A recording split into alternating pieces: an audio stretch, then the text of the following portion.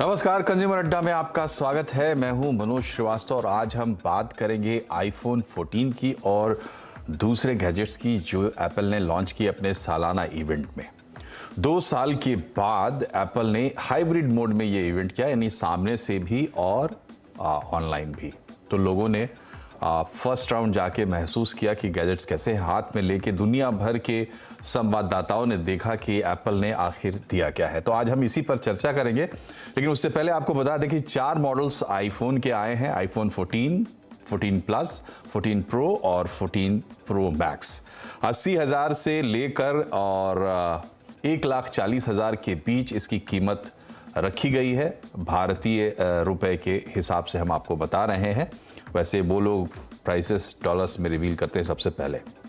इसके अलावा 2 और चीज़ें आई हैं, एक एयरपॉड का अपग्रेड और दूसरा एप्पल वॉच का 8 सीरीज़, एप्पल वॉच 8 सीरीज़। तो इस पर हम बात करेंगे और बात करने के लिए आज हमारे साथ होंगे द मोबाइल इंडियन के एडिटर संदीप बुद्ध की, टेक एक्सपर्ट विहान गुलाटी हमारे साथ है और साथ ही हमारे सहयोगी विपिन भट्ट भी हमारे साथ स्टूडियो में मौजूद है। तो विपिन जी जो है वो रेगुलर आईफोन के यूज़र हैं और दूसरे गैजेट्स भी यूज़ करते हैं, पॉड्स भी यूज़ करते हैं। साथ है हमारे विहान टेक एक्सपर्ट है, तो उनसे एक्सपर्ट व्यू हम लेंगे और संदीप बुद्ध की जब हमसे जुड़ेंगे तो उनसे हम एक डिफरेंट ओपिनियन, न्यूट्रल ओपिनियन जिसको कहते हैं, पत्रकार का ओपिनियन, वो भी लेंगे। तो इस लिहाज से हम बात करते हैं। पहला सवाल विपिन जी आपसे ही है मेरा जी। देखिए, जो एप्पल के यूज़र्स हैं वो इस इवेंट का इंतज़ार इसलिए करते हैं कि भाई अपग्रेड किया जाए। तो आपके मन में क्या ख्याल आया, अपग्रेड का विचार आया इस इवेंट से?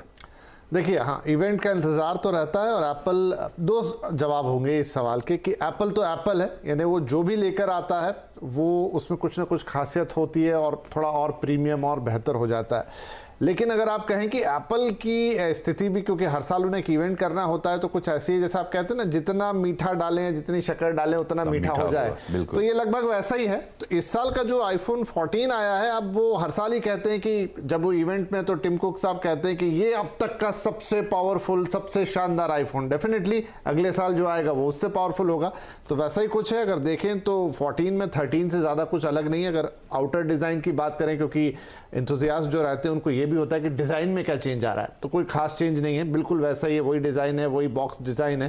थोड़ा जो नॉच होता है ऊपर का, उसको उन्होंने बदला है और 1-2 फीचर्स उन्होंने ऐसे दिए हैं जैसे क्रैश डिटेक्शन। हिंदुस्तान में इस फीचर की बात इसलिए होगी क्योंकि अभी हमने एक बहुत बड़ा कार हादसा देखा है।